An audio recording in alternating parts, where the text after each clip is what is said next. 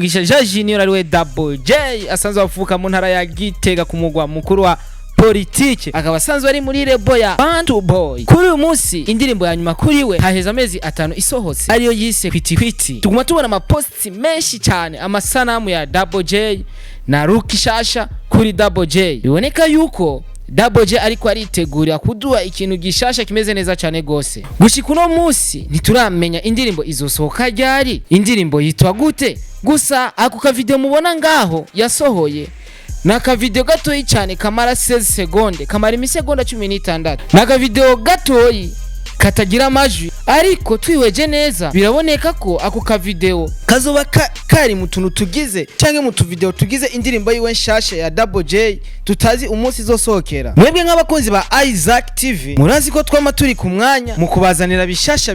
Iki rero ni kindi gikorwa gishasha kigiye gusohoka cy'umuririmbyi bita Mugisha Jean Junior ariwe Double J. Mugume hagufi ya Isaac TV tugiye kubaronderera Double J ariwe Mugisha Jean Junior, tumubaze mbega iyo ndirimbo yitwa gute, izosohoka umunsi uwahe. Mu kurangiza tutarinze kubarambira, ntiwibagira gusangiza abandi iki kiganiro, ugire na subscribe cyangwa sabone kugira ugume ubona ibiganiro ku mwanya vya Isaac TV.